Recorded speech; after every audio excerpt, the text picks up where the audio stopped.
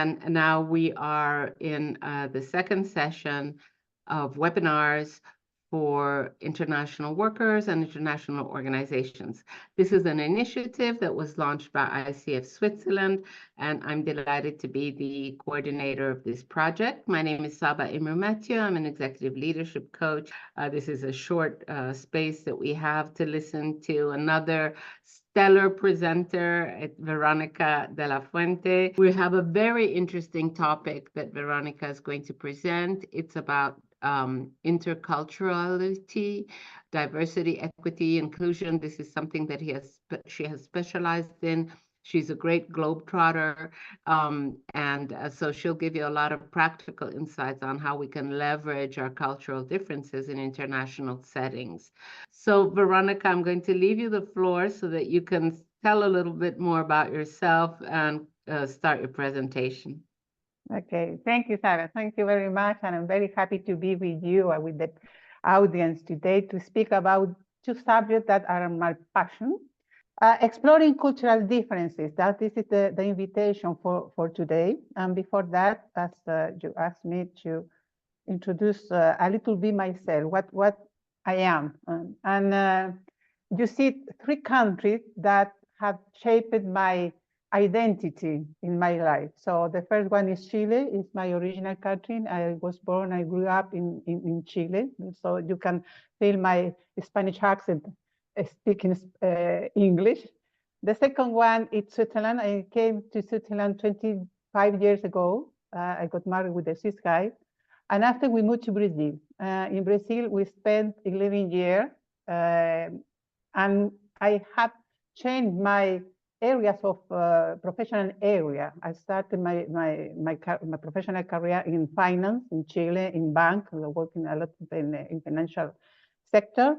But in Brazil, I discovered this fantastic world of interculturality and also coaching.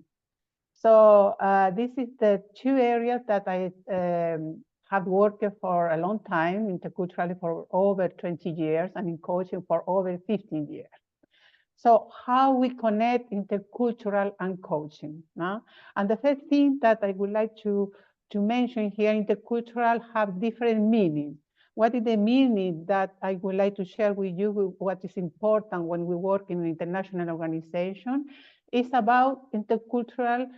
It's about the interaction between people from different cultures, two or different cultures, people or group of different cultures. What happened in this interaction?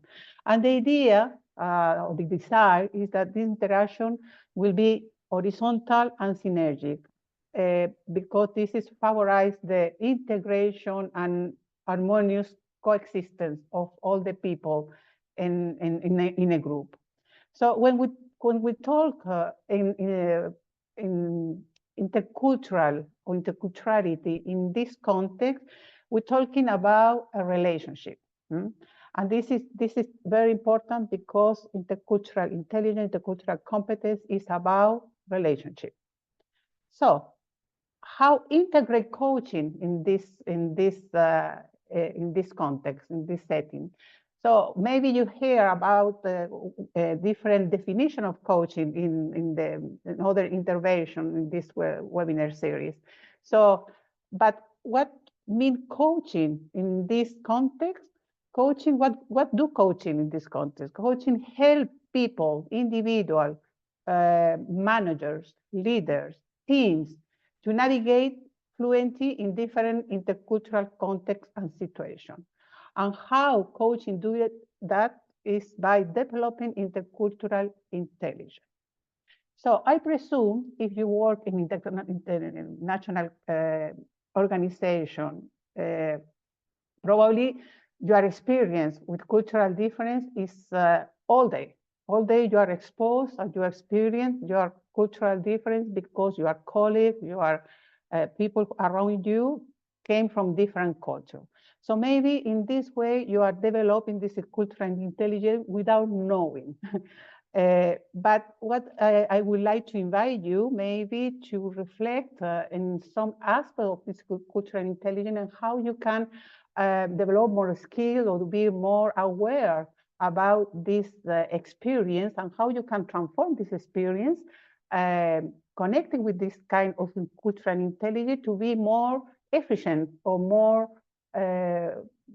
more aware when you are in interaction with other people. So let's and when we put together intercultural and coaching, we are talking about intercultural coaching, which is one of the expertise in coaching. So you can have a coaching for developing leadership, expertise in coaching organization. So intercultural coaching, what means is how we, with coaching, we help people to connect better in intercultural or multicultural setting. So let's explain what intercultural intelligence is. And this is the definition that you can find everywhere. The most common definition about intercultural intelligence is the ability to adapt and act effectively in different cultural challenges or conflicts. And this needs to be simple, but it's not simple. Behind that, there are a lot of things to do. Before to understand better what intercultural intelligence is, I would like to ask you, and you can put in the chat, what it might be important to develop intercultural intelligence in people or in your organization. For example, the idea to maintain harmonious relationship, what is part of this objective of intercultural intelligence. For international organization, understand to navigate this different culture because you are connecting with difference all day here in Geneva, but also in the fields. So when you develop your cultural intelligence in team or in individual, it's help to create synergy, complementarity, creativity, and innovation. We always hear that multicultural teams perform better because they are more creative, or they are more complementary, or they are have more synergy in between the member of the team. But this is happen only when we have this kind of intercultural intelligence development in the team or in people. So to prevent the misunderstanding and facilitate the resolution. It's a leadership competence today. Multicultural team cohesion and organization performance. It helps to create sustainable DIB culture, where B is mean belonging, as Monica pointed out. Many others. So we experience that today we demand to people in organization, companies, that the leaders, managers need to develop three kinds of intelligence at work. The first one is cognitive intelligence, which is mean connected with the work that you do, your function. This connected intelligence could be all the technical skills that you need to develop to perform your work, but also this kind of how you resolve problems, how you create this connection with creating some kind of soft skills too. And after we more and more is enter in organization this kind of emotional intelligence. After the pandemic, we see that it's being more important now for people or for organization to include this emotional intelligence at work. And don't separate this kind of people are their emotional state at home, and here we come to for do another thing. No, see, emotional intelligence have a place today in organization and companies, and also intercultural intelligence, especially when you are working in different and in multicultural setting, as mentioned before. So. What is how we can develop this intercultural intelligence? We start developing first a competence, and a competence means that we need to have three kind of elements to create this competence. The first one is knowledge, what to know. For every competence what we develop, we need to create this knowledge and what we need to know to a specific subject to create a competence. So in terms of interculturality, it's everything that helps you to understand, to read, to decode, to interpret cultural differences. So could be concept, model, tools. I will show you today a model and tool that maybe help to you to understand these differences. A specific information. If you don't have time to read a book about cultural differences, maybe a good conversation with your colleague about cultural things is part of this knowledge that you gain when you have conversation, try to understand in something. This is part of to create this knowledge in intercultural intelligence competence.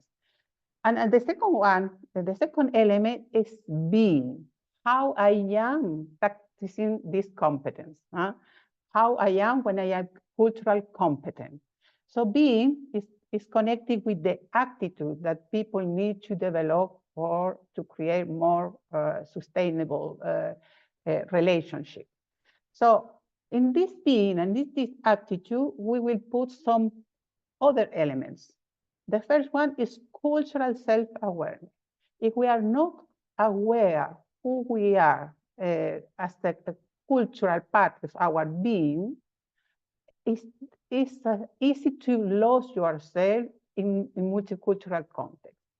And also when you are self-aware of your culture that shape your identity and you are self-aware about yourself completely, not only culturally, you are more free to make decisions. You are more equipped to face situations. So you cannot lose in these different cultural contexts. So cultural self-awareness is very important to develop. And after some attitude, the most important attitude here in terms of intercultural competence is curiosity, openness, flexibility, adaptation. And there another important element in this being is how we relate. Sometimes we relate with cultural difference in terms of our emotional and cognitive barriers. And this is cognitive and emotional barrier are our assumptions. We see people or we relate with people based in our assumptions that I have from this cultural group, our biases or our stereotype, or our prejudice in terms of I have related with other groups. So all these elements are being part of the being, and we need to work in ourselves to become more self-awareness, develop this attitude, and to break this emotional and cognitive barriers. The first aspect of this competence is a skill, how to do. And how to do, for sure, we will develop our cross-cultural skill. We have culturally, we are very shaped, and maybe we don't feel, but we are very shaped in by culture in how is our style of leadership, how is our style of communication, how we empathize with people, what meaning empathize with someone also have a cultural influence. How we make decisions have a cultural component. How we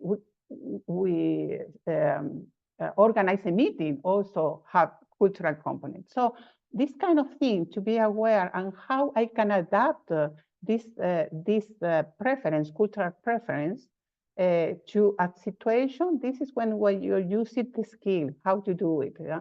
We pass to knowledge, to be, and how to do.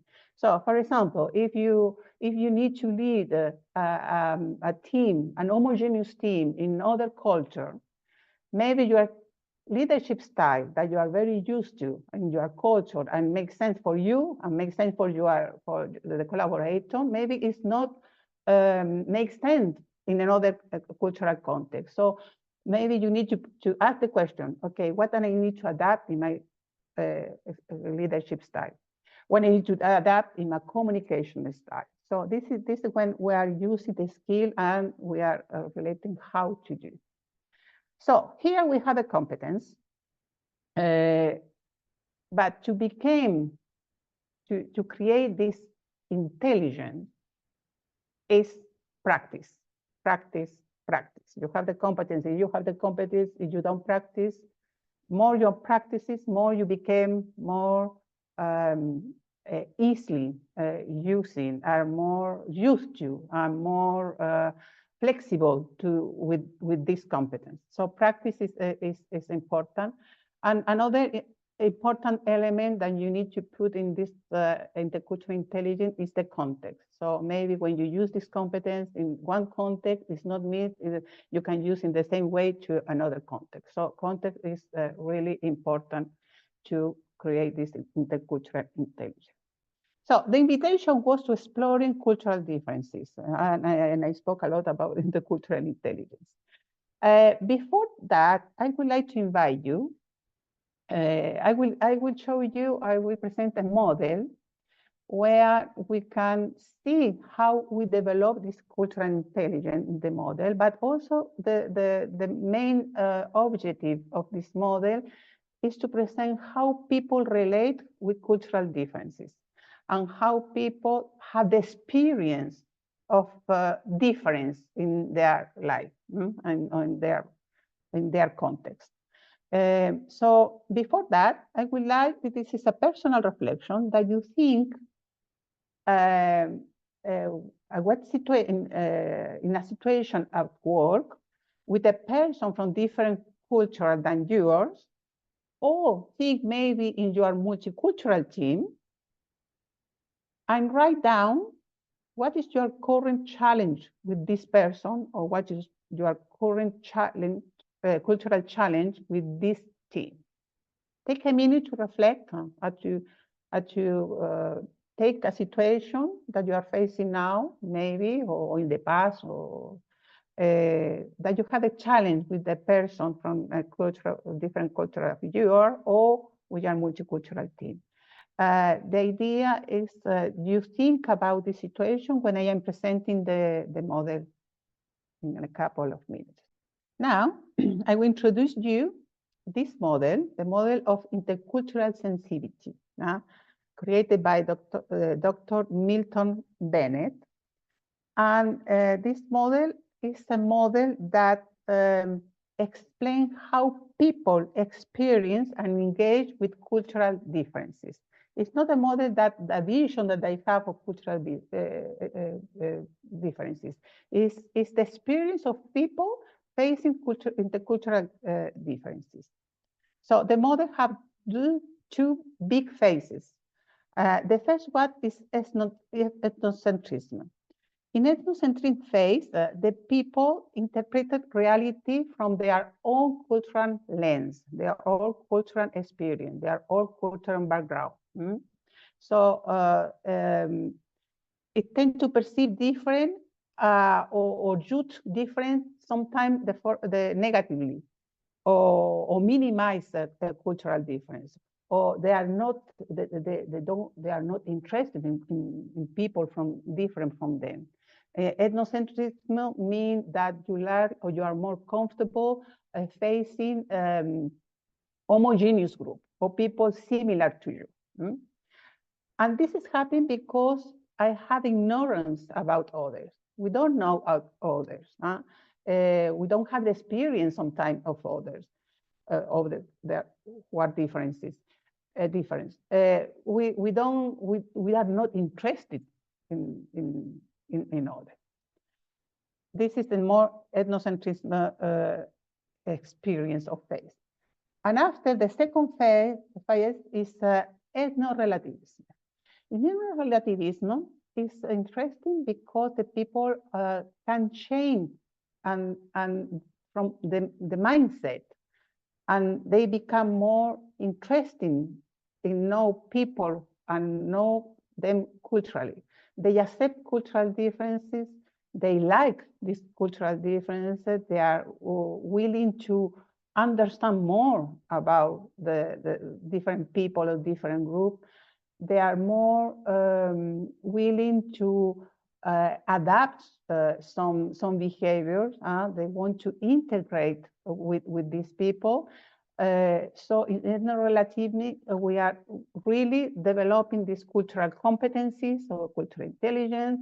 We are in the mood of being open. We have this co-chiefing. The co-chiefing is, I explained before, that maybe in some settings you are a cultural leadership don't fit with another group. So this is kind of, I am shifting my behavior, or shifting or adapting my behavior to other contexts.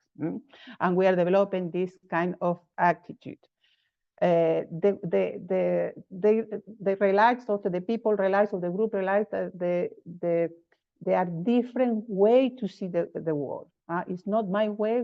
They could be very different vision of the world, and they are all valid as my vision. So in this model, each phase we have 3 stages. In the ethnocentrism phase, we have the first stage is denial. And denial is people who don't want to see cultural differences. For them, cultural difference is something very blue. We have the idea is, okay, we see we are different from one, European are different from Asian people, but Asian are all the same. So they are not very distinctly knowledge or approach to see these cultural differences. My cultural experience is the only that is real and valid. And we are not interested in know more or experience, have the experience with people from different cultures. The second one, this model, is defense. And this is it's a typical stage where sometimes multicultural teams have working together. Because in the defense, we see cultural differences. We see we are different. We perceive this different. We have the experience of differences, but we see this difference as a menace. The brain have this kind of mode that when we see different, we approach this as a menace. And in this defense also, we are seeing people, as mentioned before, that this kind of barriers. We interpret people, we relate people,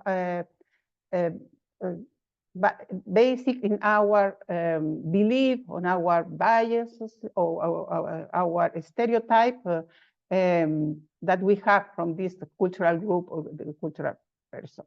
So we divide this us and them. We have in this mode us and them, and we are not connected with. And we defend for sure the way why we do things around here. So this is my way. In this context, we do think we are not interested to incorporate new vision or new way to do things. The first stage is minimization. And minimization is a better stage to arrive. It's better than the two first ones. So in this minimization, people try to focus in what we have in common, and we relate as a human being. We are human beings. We have the same needs, maybe the same aspiration. We work in an organization that we have the common goal. So we try in minimization to focus not on what is different, but in what unite ourselves, what we have in common. And this is a good thing because it is part of our objective as humanity, how we can behave or relate to find a common ground in our intercultural or in our interaction.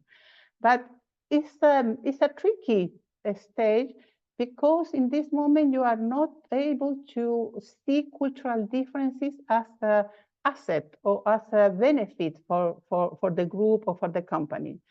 We try to put the cultural difference aside because we don't know how to manage these cultural differences, how to address conversation about cultural differences. Here we are in this kind with political correct in terms of don't talk too much because could be something perceived like uncomfortable. So let's focus on what we have in common. This is the three first stage of ethnocentrism. And after we have in ethno-relative acceptance. And the acceptance, the people accept that the cultural difference exists, and this is what it is. But in acceptance, we start to develop this kind of curiosity. We are engaged to know more about the other person, to know this difference, where they come from, what is the value behind, what is the how they do in their culture, what works them well for them in terms of different aspects or different cultural preferences. So in acceptance, you are creating, or people are more open, a curiosity to understand others. So we are focused here in knowledge. Oh, sorry, this is in French. in knowledge, this is where we are using knowledge. In adaptation, we appreciate what other people do. In adaptation, we say, wow, it's fantastic how they manage this situation, how they can communicate different than me. And I start to kind of appreciation to and I incorporate in my group, in my team, different practices, different process. So if before in the other stage we talk more about the person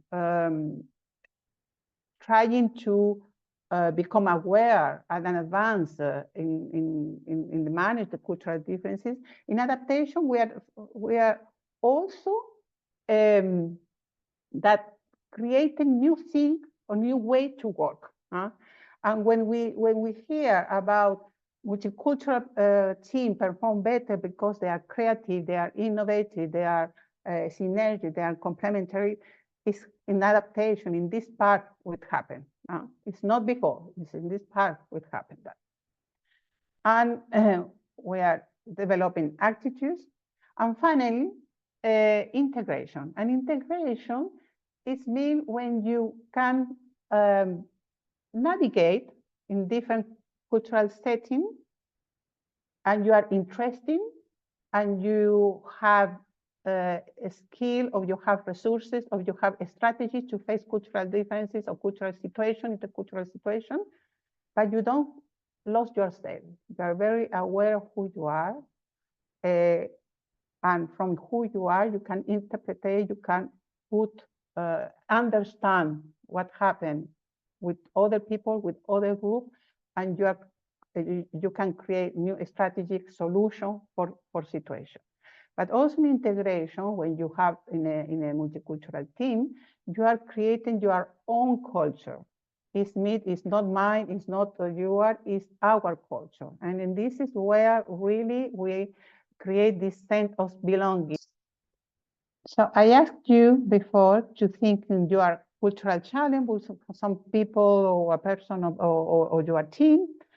And another small reflection.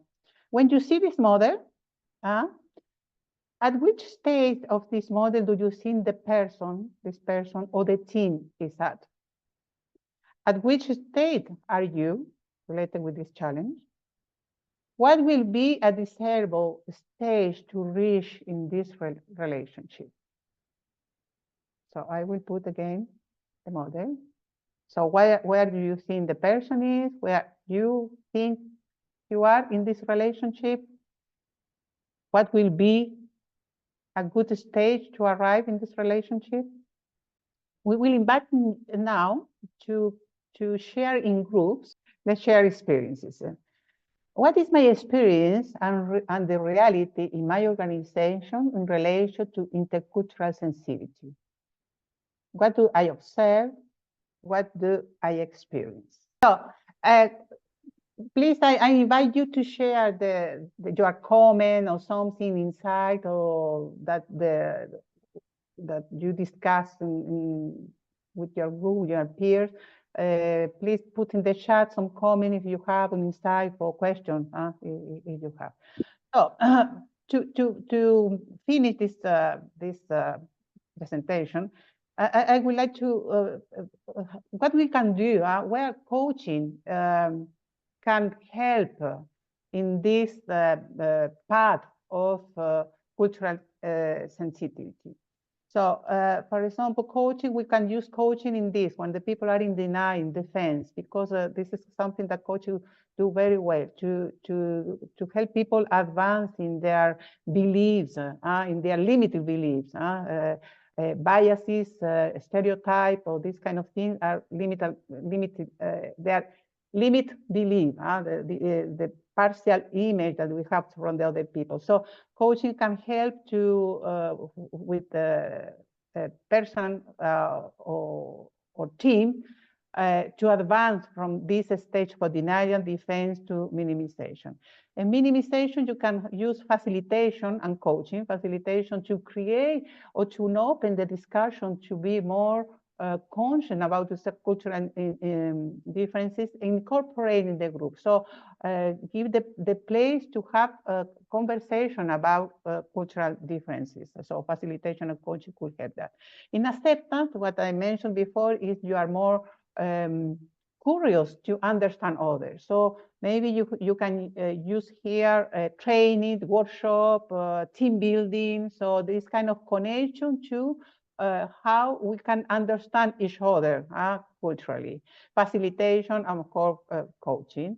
And also facilitation and coaching makes sense in adaptation integration because sometimes the people know what they need to do, but they don't know how to do. And coaching and facilitation bring this how to do to the group, to the possibility to integrate cultural difference in the team for the project and to create this kind of integration. And the last thing that I would like to share with you, there are two rules. Maybe you hear about this rule. This is a very common rule. It is we should treat others as we would like to be treated. So this is the golden rule, but this golden rule is connected with more ethnocentric experience of the world of the differences. Because it's still about myself. I put in the focus in my own experiences. So I would like, or I should treat others as would like to be treated. So it's from my experiences. So when we pass to the ethno-relative experiences, we practice the platinum rule. We should treat others that the way they want to be treated. It's like and this is kind of cognitive empathy. Cognitive empathy is not about relational or rational empathy. It's connected with kind, I know how other people function. It's not my way, it's their way. So I treat them how they want to be treated, which is different than my perspective or what's different in my experience. So I invite you, sometimes we need to use the golden rule, but in other situation, we can use and practice the platinum rule. Just really want to thank Veronica. It's a real eye-opener. It's a very different presentation from what we usually see on culture and, with the dimensions, Hofstede's dimensions and so on. This is a very new concept, and it's very, very applicable. And that's what I really enjoyed. And so I really want to thank you for being there, for being one of the very active members of the ICF Switzerland initiative for International Coaching Week. To the audience, I will tell you that please, you can connect with Veronica on our website where it says coaches or speakers. You'll find her profile and her LinkedIn URL, but you can just simply type in her name and you'll find her. Do connect with her. So thank you very much, Veronica. Thank you for inviting me, and it was a pleasure. Bye-bye, Veronica, and see you soon. Thank you very much.